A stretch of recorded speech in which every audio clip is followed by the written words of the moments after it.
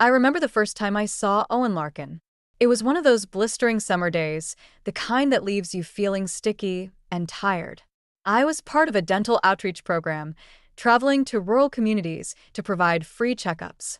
We were set up in a small town hall, the smell of antiseptic mingling with the earthy scent of hay and soil that drifted in through the open windows.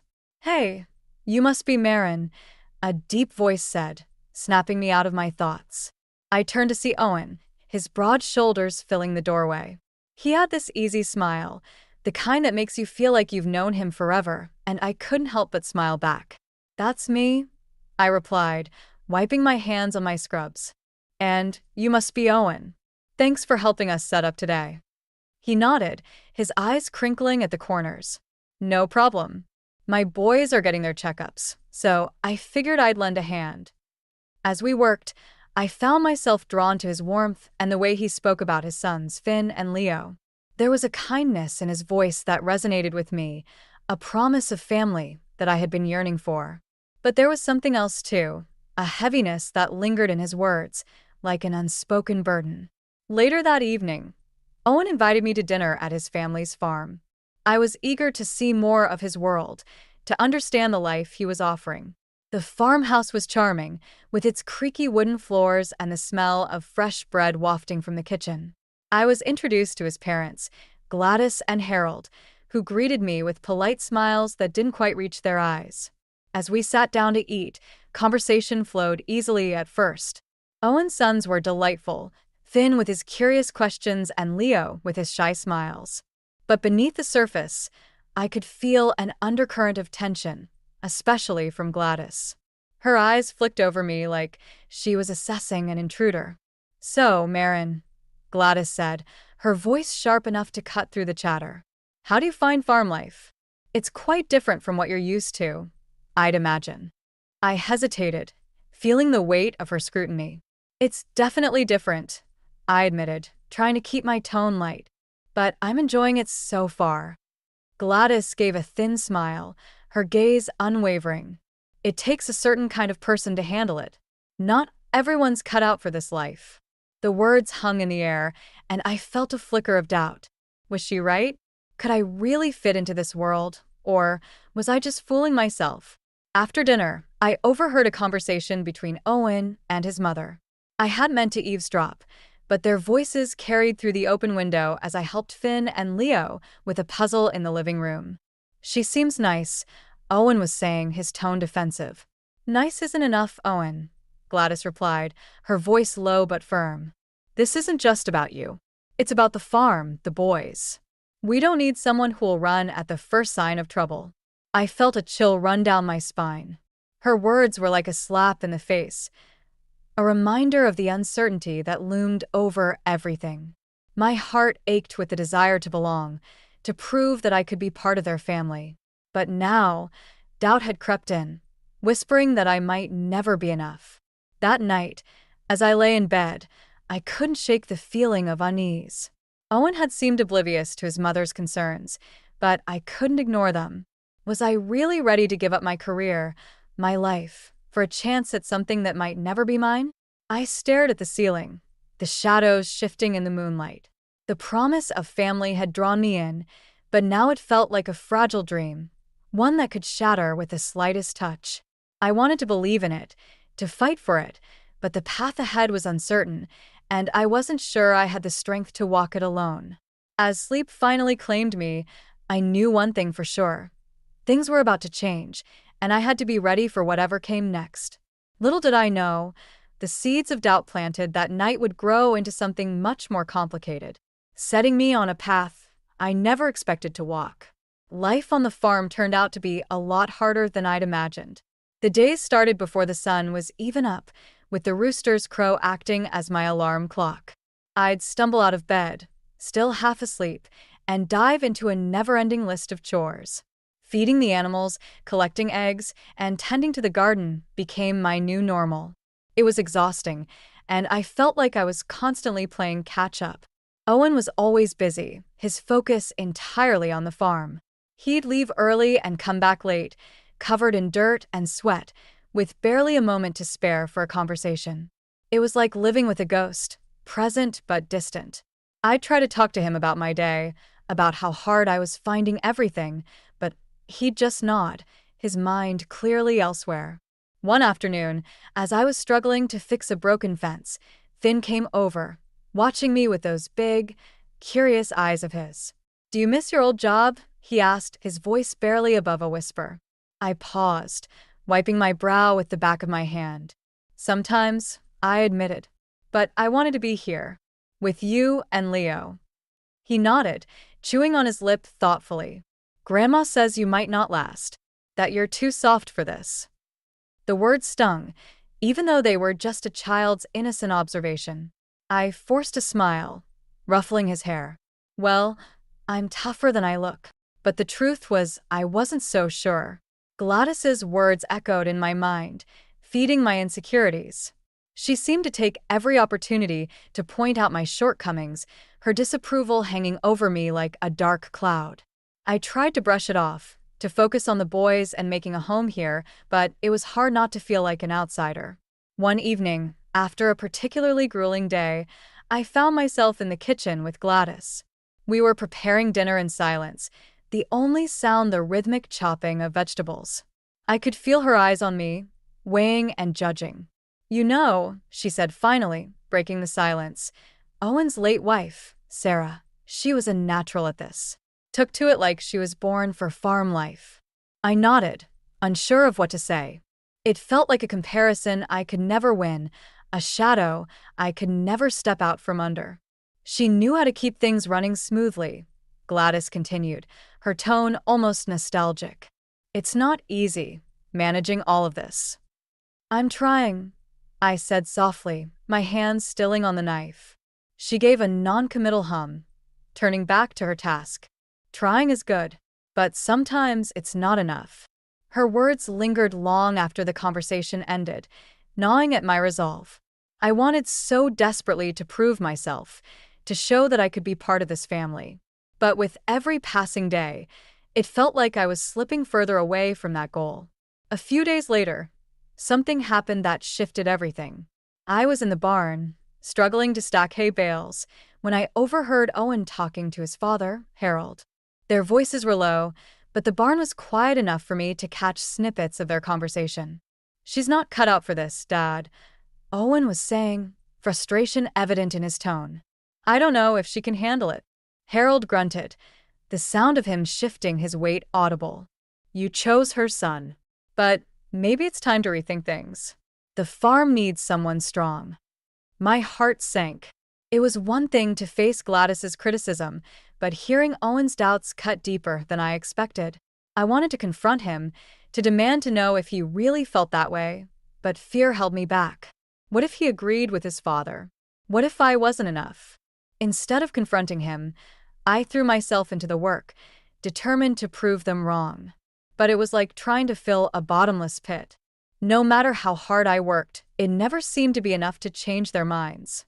That night, as I lay in bed, staring at the ceiling, I realized something had to give. I couldn't keep going on like this, pretending that everything was okay when it clearly wasn't. I needed to find a way to bridge the gap between us, to show Owen that I was in this for the long haul. But as I drifted off to sleep, a new fear crept in. What if I was fighting a losing battle? What if the family I wanted so desperately was slipping through my fingers, and I was powerless to stop it?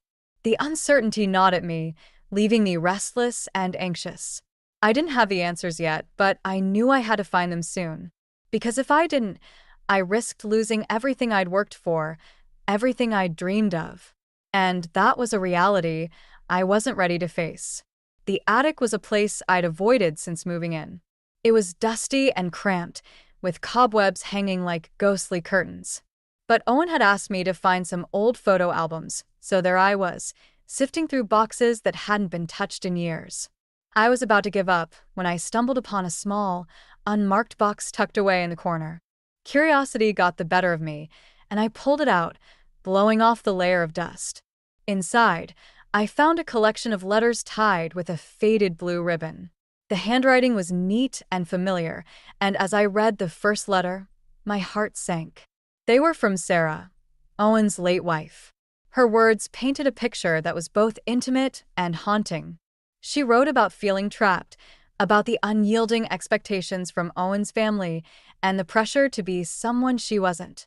It was like reading my own fears and doubts laid bare. The letters revealed a side of Owen's family I hadn't fully seen, a toxic undercurrent that had quietly eroded Sarah's spirit. She spoke of feeling isolated, of being judged for every decision, every misstep. It was a mirror of my own experience, and the realization hit me like a punch to the gut. I was still processing this when Owen called from downstairs, his voice pulling me back to the present. I quickly tucked the letters back in the box and hid it behind some old clothes. As I descended the stairs, my mind was racing. How much of what Sarah wrote was still true? Was I heading down the same path she had? That evening, the tension in the house was palpable. Owen seemed distracted, his mind elsewhere as we ate dinner in silence. I wanted to confront him, to ask about the letters, but the words stuck in my throat. Instead, I watched him, searching for signs that he was aware of the storm brewing around us. After dinner, I found myself alone with Gladys in the kitchen. She was washing dishes, her movements methodical and precise. I hesitated, then decided to take a leap. "Gladys," I began, my voice steady. "Did you know Sarah felt overwhelmed here?" She paused, her hands stilling in the soapy water. "Sarah was sensitive," she said finally, her tone dismissive. "Farm life isn't for everyone." But she felt trapped. I pressed, my heart pounding, like she couldn't be herself. Gladys turned to face me, her expression unreadable. "We all have our roles, Marin. It's about knowing your place and doing what's necessary." Her words lingered long after she left the room, a chilling reminder of the expectations that weighed on me. I felt a growing sense of urgency, a need to protect myself and the boys from the same fate that had befallen Sarah. The next day, while Owen was out in the fields, I called Joy. Hearing her voice was like a lifeline, a reminder that I wasn't alone. "Joy, I found something," I said, keeping my voice low. "Letters from Sarah." She was struggling just like I am. Joy was silent for a moment, then she spoke, her tone firm. "Marin, you need to think about what's best for you and the boys. If things are as bad as they seem, you might need to leave." Her words echoed in my mind, but the thought of leaving was terrifying. I'd worked so hard to build a life here, to be a part of this family. But now, I wasn't sure if it was worth the cost. That night, as I lay in bed, I couldn't shake the feeling that something had to change. The letters had opened my eyes to the reality of my situation, and I couldn't ignore it any longer. But how could I confront Owen without tearing everything apart? The next morning, I decided to talk to him. I found him in the barn, repairing a piece of equipment. He looked up as I approached, wiping his hands on a rag. "Owen, we need to talk," I said, my voice firm. He nodded, setting the rag aside. "What's on your mind?" I hesitated, then took a deep breath. "I found Sarah's letters. She was struggling, Owen. Just like I am." His expression shifted, surprise giving way to something darker. "Those letters were private," he said, his voice tense. "I know," I replied, my heart racing. "But they're important. They show a side of this family that's hurting us." He looked away, his jaw clenched. "This farm is everything, Marin. It's my legacy, my responsibility. But what about us?" I asked, desperation creeping into my voice. "What about the boys?" He didn't answer, and the silence stretched between us, heavy and oppressive. I realized then that the farm would always come first for Owen, no matter the cost to his family. As I walked away, my mind was made up. I had to protect myself and the children, even if it meant leaving behind the dream I'd fought so hard to build. The letters had been a wake-up call, and I couldn't ignore them any longer. It was time to take action before it was too late. The days seemed to stretch endlessly, each one blending into the next as I wrestled with the decision looming over me. The letters from Sarah had opened my eyes, but they also left me with a gnawing sense of urgency. I needed to protect Finn and Leo, to shield them from the same toxic dynamics that had consumed Sarah. but leaving was easier said than done. One evening, as I sat at the kitchen table, my head in my hands, Owen walked in. He looked exhausted, the day's labor etched into his features. He paused, sensing my turmoil, but said nothing. Instead, he grabbed a beer from the fridge and joined me at the table, the silence between us heavy with unspoken words. "You've been quiet," he said finally, his voice gruff. I looked up, meeting his gaze. "There's a lot on my mind." He nodded, taking a sip of his beer. "Farm life will do that to you." I wanted to scream, to make him see that it wasn't just the farm. It was everything, the expectations, the unyielding pressure, the feeling of being trapped. But instead, I just nodded, the words refusing to come. The next morning, I found myself in the barn with Finn and Leo. They were playing with a litter of kittens, their laughter a balm to my frayed nerves. Watching them, I felt a fierce protectiveness surge through me. I couldn't let them grow up under the same shadow that had suffocated Sarah. "Mom," Finn said suddenly, using the word he'd started calling me, though it still felt new and fragile. "Why are you sad?" I crouched down, pulling him into a hug. "I'm not sad, sweetie. Just thinking." He looked up at me, his eyes wise beyond his years. "About leaving?" The question caught me off guard, and I hesitated. "Why do you ask that?" He shrugged, glancing at Leo. "We heard you talking to Grandma. She said you might not stay." My heart clenched. Gladys's meddling was more insidious than I'd realized. "I'm not going anywhere without you two," I promised, my voice steady despite the turmoil inside. Later that day, as I was hanging laundry, Gladys approached, her expression as unreadable as ever. "You're causing quite a stir," she said, her tone light but with an edge that made my skin prickle. I folded a sheet, trying to keep my voice calm. "I'm just trying to do what's best for the boys." She smiled, but it didn't reach her eyes. "The farm is what's best for them. It's their legacy." "Maybe," I replied, meeting her gaze. "But they deserve to choose their own path." Her eyes narrowed slightly, a flicker of something dark passing through them. "You're not the first to think you know better." The implication was clear, and it hit me like a cold wind. Sarah had tried to change things too, and look where it had gotten her. But I wasn't Sarah, and I refused to let history repeat itself. That night, as I lay in bed, my thoughts churned. I knew I had to act, but the weight of the decision felt like a mountain pressing down on me. I needed to talk to Owen, to make him see what was at stake. The opportunity came sooner than I expected. The next morning, Owen announced that he was considering pulling Finn from school to help more on the farm. The words hung in the air like a death knell, and I felt something inside me snap. "Owen, we need to talk," I said, my voice stronger than I felt. He looked at me, confusion etched on his face. "About what?" "About the boys, about us," I replied, my heart pounding. "This isn't working." He frowned, setting down his coffee. "What do you mean?" I took a deep breath, forcing myself to speak the truth. "I found Sarah's letters, Owen. She was struggling just like I am. This farm, your family, it's suffocating." His face hardened, a wall going up between us. "Sarah had her issues. And so do I." I shot back, my voice rising.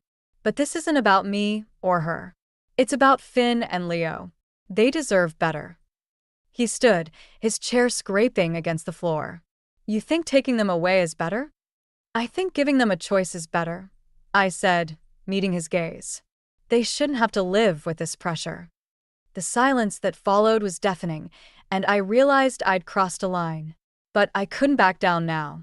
The stakes were too high, and the boys' future hung in the balance.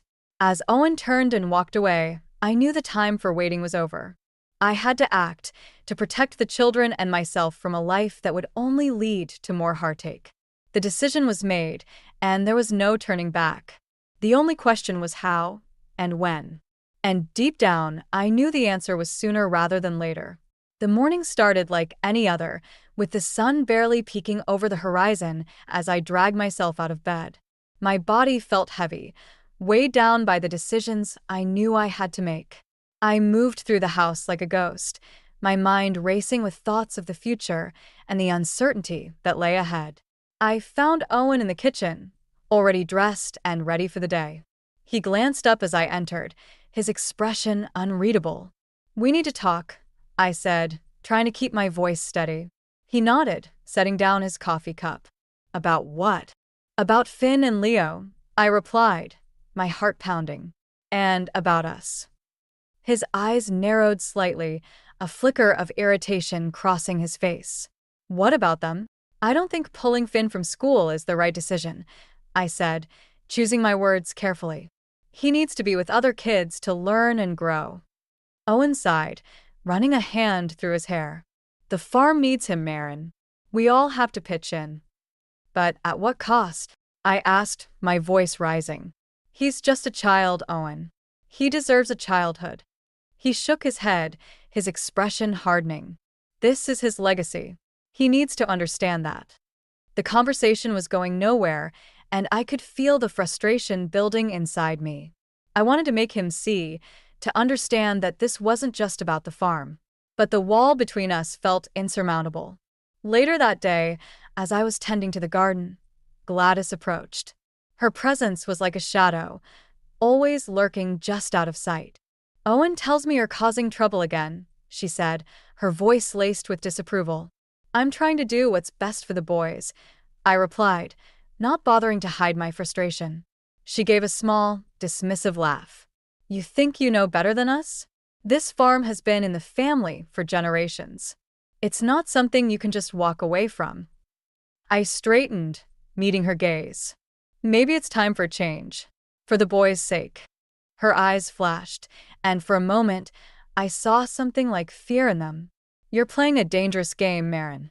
The words were a warning, and they lingered in my mind long after she walked away. I knew I was pushing boundaries, challenging the status quo in a way that hadn't been done before.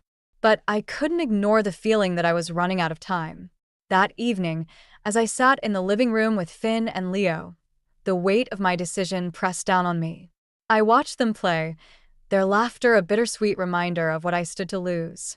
I couldn't let them grow up in an environment that stifled their potential, that forced them into roles they didn't choose. The next day, I received a call from Joy. Her voice was a lifeline, a reminder that I wasn't alone in this fight. "Marin, I've been thinking," she said, her tone cautious. "If you need a place to stay, my door is always open." Her offer was tempting, a glimmer of hope in the darkness. But the thought of leaving, of uprooting the boys from the only home they'd known, was terrifying. "I don't know if I can do it," I admitted, my voice barely above a whisper. "You have to think about what's best for you and the children," Joy replied gently. "Sometimes that means making tough choices." Her words echoed in my mind, and I knew she was right. I couldn't keep pretending that everything would work out if I just stayed the course. The time for action was now, before the situation became even more untenable. That night, I lay awake, staring at the ceiling as the house creaked and settled around me. I knew what I had to do, but the thought of actually doing it filled me with dread. I was on the brink of a decision that would change everything, and there was no turning back. The following morning, as I was preparing breakfast, Owen walked in, his expression tense. "We need to talk," he said, echoing my words from days before. I nodded, bracing myself for the confrontation. "Okay. I've been thinking about what you said," he began, his tone guarded. "About the boys." "And," I prompted, my heart in my throat.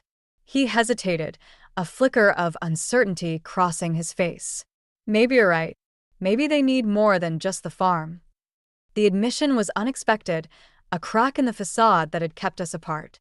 But before I could respond, Gladys entered the room, her presence like a cold wind.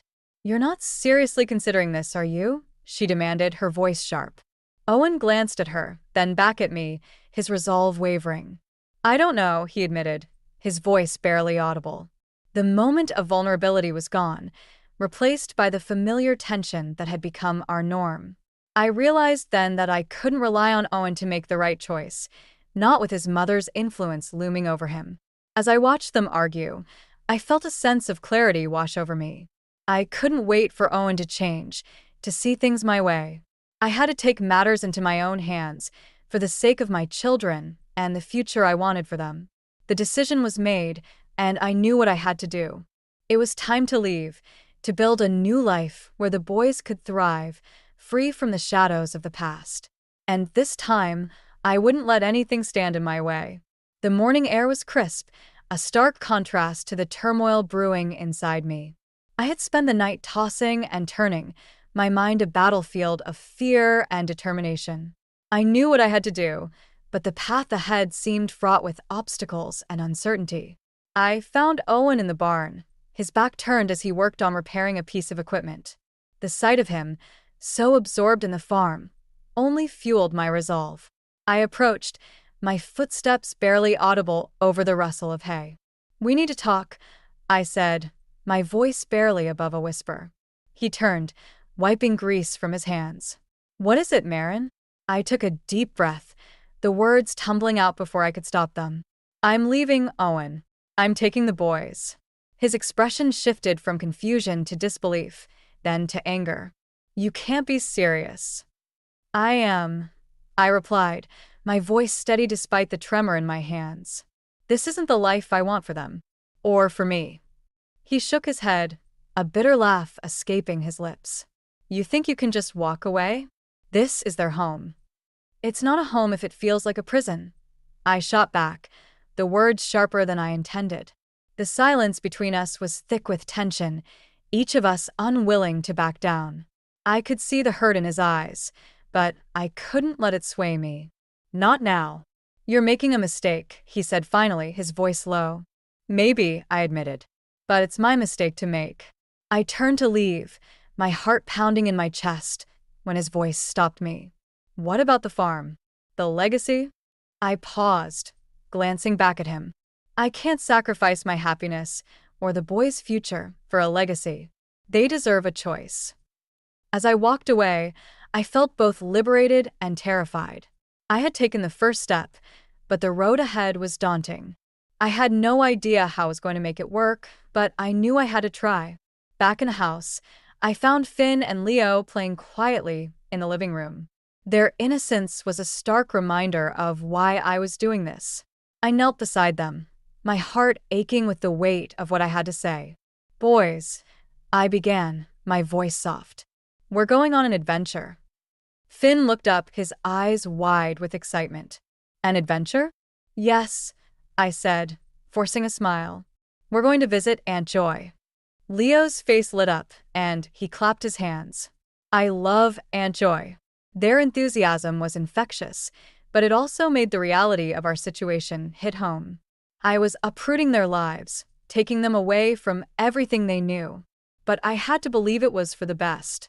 As we packed a few essentials, I felt a pang of guilt. I was leaving behind more than just a house. I was leaving behind a dream I had once cherished. But dreams change, and mine had become a nightmare. Just as we were about to leave, Gladys appeared, her expression a mix of disbelief and disdain. "You're really going through with this?" I nodded, my resolve unshaken. "I have to." She shook her head, her eyes cold. "You're making a big mistake, Marin. You'll regret this." "Maybe," I said, echoing my earlier words to Owen. "But I have to do what's right for us." Her gaze lingered on me, and for a moment, I thought I saw a flicker of something like regret. But it was gone as quickly as it had appeared, replaced by the familiar mask of disapproval. As we drove away from the farm, I felt a mix of fear and relief. The road stretched out before us, a path to a new beginning. But the weight of uncertainty hung over me, a constant reminder of the challenges ahead. When we arrived at Joy's, her warm embrace was a balm to my frayed nerves. She welcomed us with open arms, her home a sanctuary from the storm we'd left behind. "You did the right thing," she assured me, her voice a steady anchor. I nodded, though doubt still lingered in the back of my mind. "I hope so." As the boys settled in, I felt a glimmer of hope. We were safe, for now, but the future was still uncertain. I knew Owen wouldn't let us go easily, and the thought of what might come next filled me with dread. But for the first time in a long time, I felt a sense of agency over my life. I was no longer a passive participant in my own story. I was writing a new chapter, one where I could build a life on my own terms. The journey ahead would be difficult, and I couldn't predict what challenges we might face.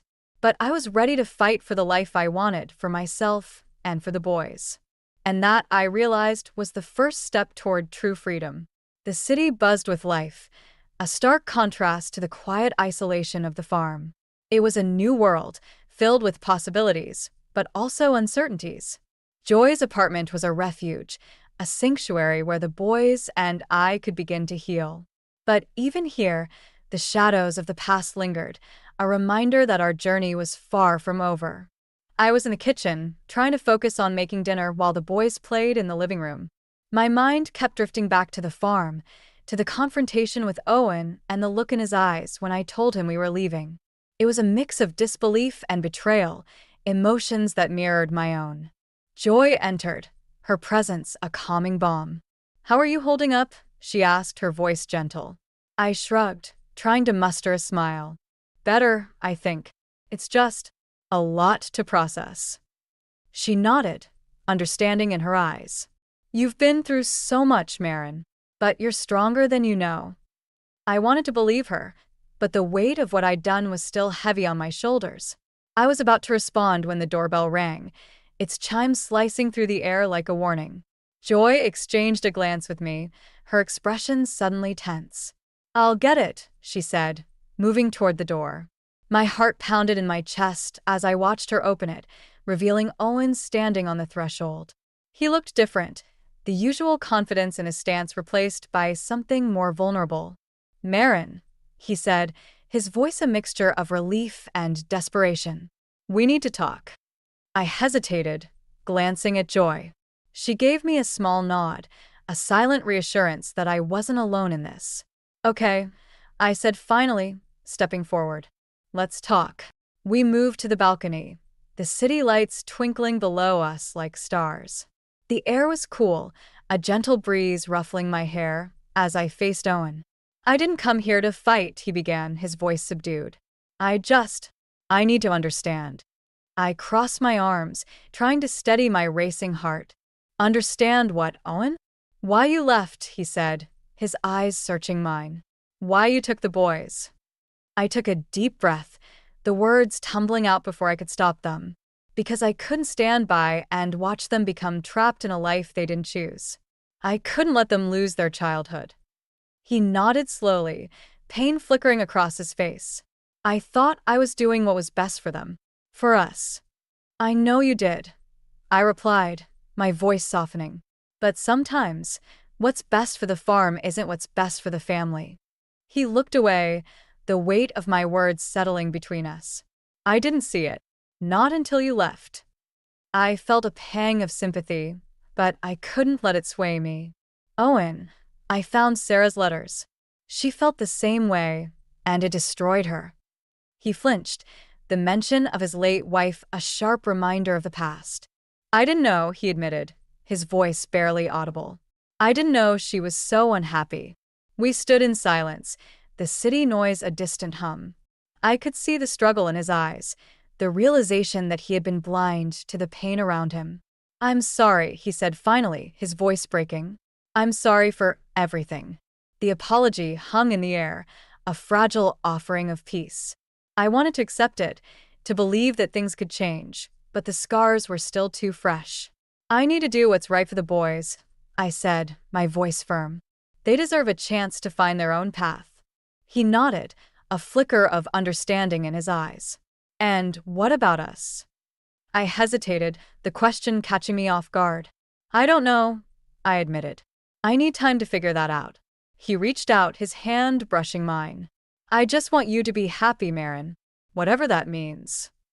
The sincerity in his voice was unexpected, a reminder that beneath the layers of tradition and expectation, there was still the man I had once cared for. "Thank you," I said, squeezing his hand. "I hope you find happiness too." As he turned to leave, I felt a sense of closure, a chapter ending as a new one began. The confrontation had been painful, but it was necessary. It had forced us both to confront the truths we'd been avoiding, to face the reality of our choices. Back inside, Joy was waiting, her expression a mix of concern and relief. How did it go? I smiled, the tension in my shoulders easing. Better than I expected. She nodded, pulling me into a hug. You did the right thing, Marin. You're on your way to finding peace. As I sat with the boys, watching their carefree laughter, I realized she was right. The road ahead was still uncertain, but I was no longer afraid. I had faced my fears and come out stronger, ready to embrace whatever the future held. And for the first time, I felt a glimmer of hope that everything would be okay. Life in the city slowly began to feel like home. The boys settled into their new school, their laughter echoing through Joy's apartment as they shared stories of their day. Watching them thrive was a balm to my soul, a confirmation that I'd made the right choice. I found work at a local dental clinic, the familiar routine grounding me in this new chapter of life. The days were busy, but they were filled with a sense of purpose I hadn't felt in a long time. I was building something new, something that belonged entirely to us. One afternoon, as I was leaving the clinic, I spotted a familiar figure waiting outside. It was Owen, his posture more relaxed than I'd ever seen. He wore a tentative smile, and I felt a flicker of surprise at the change in him. Marin, he greeted, his voice warm. Can we talk? I nodded, gesturing for him to join me at a nearby cafe. As we sat down, the air between us felt different, less charged with tension and more with understanding. I've been doing a lot of thinking, Owen began, his gaze steady. About everything. I listened, my heart open but cautious. What have you realized? He sighed, glancing out the window before meeting my eyes again. I was holding on too tightly to the past, to the farm. I thought I was doing it for the boys, but I see now it was for me.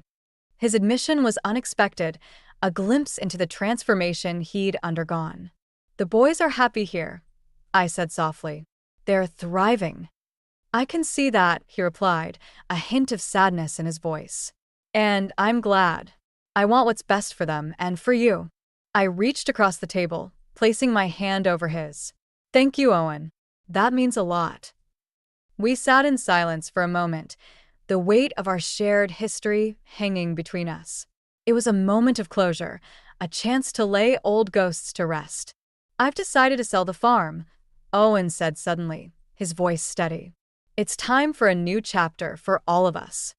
The news was a shock, but it felt right. The farm had been a source of both joy and pain, and letting it go was a step toward healing. What will you do? I asked, genuinely curious. He shrugged, a small smile playing on his lips. Maybe travel, see what else is out there. I've been so focused on the farm, I've forgotten there's a whole world beyond it. I nodded, understanding all too well the need to explore new horizons. I think that's a great idea. As we parted ways, I felt a sense of peace settle over me. We were both moving forward, each on our own path, but connected by the shared love for Finn and Leo. Back at Joy's, the boys were waiting, eager to share their latest adventures. I listened, my heart full as I watched them, their joy infectious. Later that evening, Joy and I sat on the balcony, the city lights twinkling around us. You seem lighter, she observed, her tone teasing. I laughed, the sound genuine. I feel lighter. It's like a weight has been lifted. She nodded, her expression thoughtful. You've come a long way, Marin. I'm proud of you. Her words warmed me, a reminder of the strength I'd found within myself. I had faced my fears, confronted the past, and emerged stronger for it. As the night deepened, I reflected on the journey that had brought me here. It had been filled with challenges and heartache, but it had also taught me the true meaning of family and the importance of standing up for what I believed in. The future was still uncertain, but I was ready to embrace it, confident in the knowledge that I had the strength to face whatever came next. The next morning, as I prepared breakfast, a letter arrived in the mail. It was from Owen, his handwriting familiar and comforting. Inside, he expressed his gratitude for the time we'd shared and his hopes for the future. It was a heartfelt apology, a promise to be there for the boys in whatever way they needed. I smiled, tucking the letter away. It was a reminder that healing was a journey, not a destination, and that forgiveness was a gift I could give myself. As I watched the boys play, their laughter filling the room, I knew we were going to be okay. We had found our place, and with it, the family I had always yearned for. The journey wasn't over, but it was one I was ready to continue, with love and hope guiding me forward. And that, I realized, was the greatest gift of all.